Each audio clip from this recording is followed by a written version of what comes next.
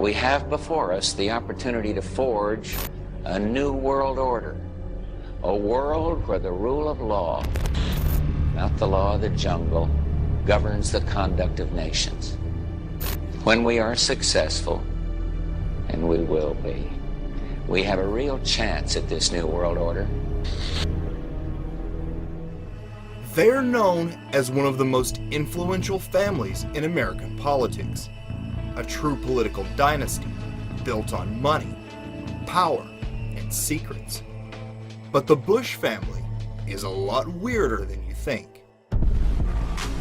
Behind glowing TV interviews and a carefully crafted public image lies a seriously dark and shady family with long-standing connections to the deep state and shadowy secret societies such as Skull and Bones and Bohemian Grove. You fired me once again! Could Barbara Bush really be the daughter of Aleister Crowley?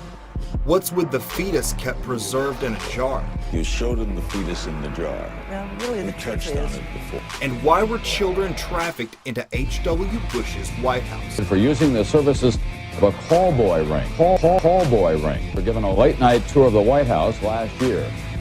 What is the real truth behind the Bush's all-American facade? Join me as we explore the dark side of the Bush family the mainstream media won't show you. For 3 generations, the Bush family has pledged a secret oath to a mysterious order known as the Skull and Bones. It's one of the most exclusive and notorious secret societies in the world, recruiting the elite of the elite from among the junior ranks of Yale University. Skull and Bones is a satanic death cult for bloodline families, formerly known as the Brotherhood of Death, and it certainly lives up to its namesake. Every year when new members are initiated, screams and chanting are heard echoing from the society's secured compound called the Tomb. He was part of a team that successfully recorded part of the initiation ceremony that takes place in the tomb's courtyard. And what did you hear? What was it you know? You managed to get this unique it was access to it. disgusting. It was gross. I mean, they were pretending to murder people.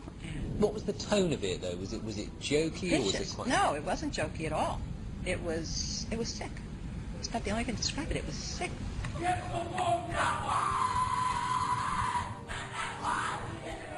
What you're hearing is the first recording ever made of the Skull and Bones initiation ceremony. It has never been broadcast before.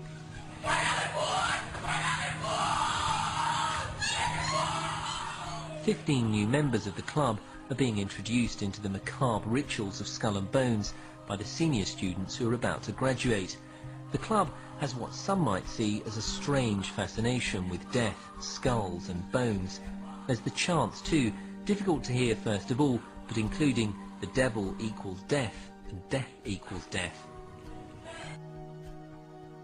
During the initiation, ritual members are forced to kiss the skull of Geronimo.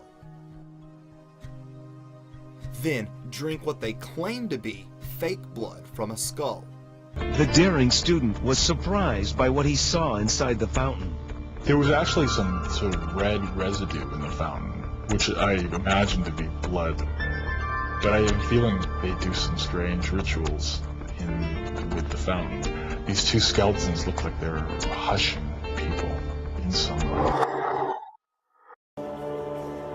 During their initiation, candidates must recount all their sexual exploits. Finally, they are expected to perform various oaths, kiss some feet, and drink blood.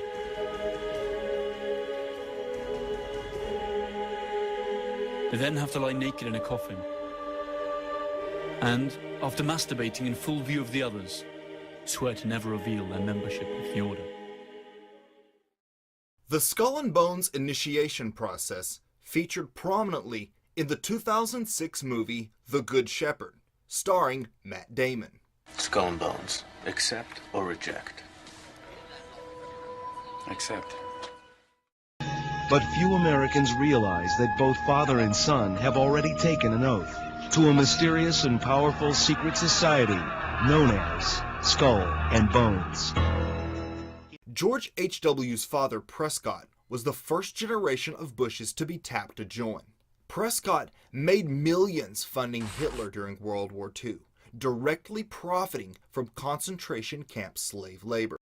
I became the first journalist in U.S. history to prove beyond a shadow of a doubt or any refutation of the facts that Prescott Bush, the grandfather of George W. Bush, and George Herbert Walker, his maternal great-grandfather for whom his daddy is named, were Nazi traitors to the country who should have been tried for treason.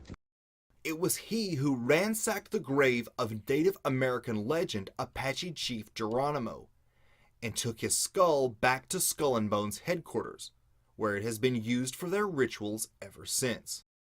Among the other items found at the tomb are genuine Nazi relics and occult regalia. Alexandra Robbins, a Yale graduate and author of a book on the subject, stated that the Society owns a valuable collection of Nazi objects and memorabilia, and eats its dinners off Hitler's private silver service. A large part of their liturgy is written in German. But if you thought that was weird, the Bush family is about to get a lot more bizarre.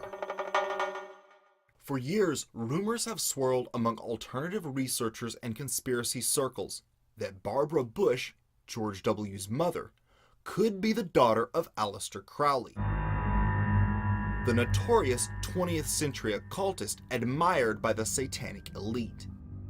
The notion is roundly ridiculed by mainstream sources. However, the historical circumstances are nonetheless correct for this to have occurred, so much so that a British documentary about Crowley entitled In Search of the Great Beast devoted a segment to the rumor and explains how Barbara Bush's mother met Aleister Crowley. Not long afterwards, she was pregnant with Barbara, who bears a striking resemblance to Crowley. By 1924, Crowley was living in poverty in France. An old friend and famous literary figure and occultist, Frank Harris, kindly took him under his roof. Frank Harris lived with a woman by the name of Nellie O'Hara. If what has been written in later years can be believed, Nellie had a friend in America, Pauline Pierce, who was married to Marvin Pierce, head of the McCall Corporation. In early 1924, Pauline traveled to France to stay with her friend. Thus it was that four individuals came together: Frank Harris, Nellie O'Hara, Pauline Pierce, and Aleister Crowley. According to Crowley's diaries, during this period in Paris, Crowley underwent the supreme ordeal, linked with his realization of the grade of ipsissimus. According to a description of the rite, on the appointed day, the candidate is attended by one or more chosen and experienced attendants whose duty is A, to exhaust him sexually by every known means, B, to rouse him sexually by every known means. Every device and artifice of the courtesan is to be employed, and every stimulant known to the physician. If Crowley did go through this ordeal in 1924, then it is highly likely, based on his previous experiences, that his closest associates of that time, including Nellie and Pauline, performed as his magical assistants. Pauline Pierce returned to America in early October of 1924. 8 months later, on June the 8th, 1925, she gave birth to a girl named Barbara. Barbara Pierce married George H.W. Bush, who eventually became the 41st President of the United States, and they had a son, George W. Bush, the 43rd President of the United States. Could the wickedest man in the world, Aleister Crowley, be George W. Bush's grandfather?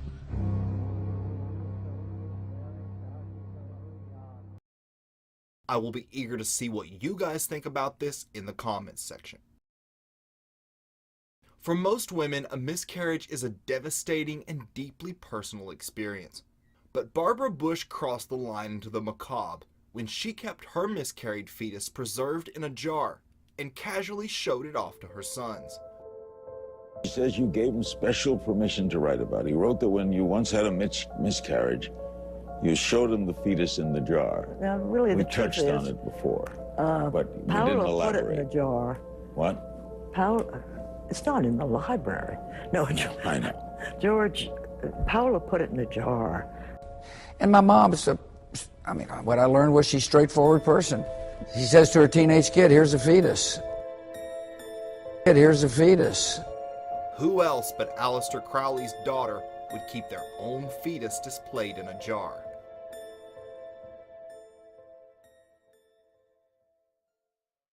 Recently, several women have accused the father H.W. Bush of sexual assault, some of whom were underage at the time, hinting at a much darker Bush secret alternative researchers and whistleblowers have been speaking about for quite some time. It was June 29th, 1989. The Washington Post front page headline revealed that quote-unquote callboys had been taken on midnight tours of Bush Sr.'s White House. And if Washington doesn't have enough to talk about these days, the Washington Times reported today that unidentified White House aides in the Carter, Reagan, and Bush administrations now are being investigated for using the services of a callboy ring. The paper reports that 2 of the male prostitutes were given a late-night tour of the White House last year. One of those boys was Paul Bonacci, an underage sex trafficking victim, who was later awarded $1 million in federal court against his trafficker. He claims to have witnessed George H.W. Bush at elite D.C. parties, where he and other children were passed around. But I've seen some parties down in Washington. I've seen President Bush there, which I'd rather not talk about him. What year was that? Was he president or vice president? Vice president. That's when he was still vice president. I've never met him as president because he became president in '88, and I never went around him after that. You saw him at how many of these parties? I seen him at about 3 or 4 parties because the vice president was there, so they had to have all the Secret Service. I didn't do nothing with him. He was with a black kid and he was with a white kid. 2 separate parties, once with a white kid and once with a black kid? Yeah. So you saw him twice? Yeah. And the kid had to perform all the sex on him? And what happened after they finished? He just got up and kind of left. And I've been writing in my books now since 1998 that Father George Bush is a notorious pedophile, child torturer, child killer, and serial killer of adults as well. Said it on American radio. Still waiting for a response. And this is one example. A lady who became a friend of mine, Kathy O'Brien, who was in the American government mind control project since she was a kid, and met her many times. She still corresponds with me now and again, and I've met a daughter that she was talking about. Lovely, lovely girl, totally shattered by these people. And that's one example of millions and millions that are going on around the world. And this is what she said in a book, Transformation of America. Kelly's bleeding rectum was but one of many physical indicators of George Bush's pedophile perversions. I have overheard him speak blatantly of his sexual abuse of her on many occasions. He used this and threats to her life to pull my strings and control me. The psychological ramifications of being raped by a pedophile president are mind-shattering enough. But reportedly, Bush further reinforced the traumas to Kelly's mind with sophisticated NASA electronic and drug mind control devices. Bush also instilled the "who you're gonna call and I'll be watching you" binds on Kelly, further reinforcing her state of helplessness. The systematic tortures and trauma that I endured as a child now seem trite by comparison. They're not. I know what she went through. To the brutal physical and psychological devastation that George Bush inflicted on my daughter. And that's just one of these people involving one of the victims of this. The rabbit hole here goes deep. But it seems Bush Sr. and the CIA were using these children as part of a honeypot operation to blackmail certain politicians. November 22nd, 1963, a day no American alive will ever forget. The news blasted across every radio bulletin in the nation, and soon the world. This is Edwin Newman in the NBC newsroom in New York. This information from Dallas. 2 priests who were with President Kennedy say he is dead of bullet wounds. This is the latest information we have from Dallas. President John F. Kennedy had been shot dead in Dallas, Texas. The nation was stunned. No one could forget where they were that day. No one except for George Bush Sr., that is, who conveniently claims he doesn't remember where he was that fateful day. Convenient because a picture taken at the scene shows a man bearing a likeness to him outside of the schoolbook depository. Bush claims he wasn't in the CIA at the time of the Kennedy assassination, but a declassified FBI memo from 1963 names a, quote, George Bush of the CIA. When asked about the memo, he replied, "It must have been some other George Bush, please." Kennedy had vowed to destroy the CIA, break it into 1,000 pieces, and scatter it to the wind. Later at LBJ's memorial, Bush couldn't restrain a laugh as he referred to the deranged gunman who supposedly shot Kennedy. America. After a deluded gunman assassinated President Kennedy,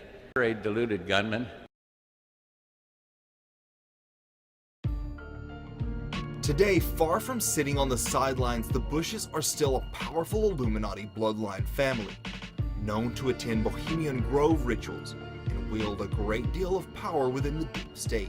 So let me know what you guys think about this real-life Addams family.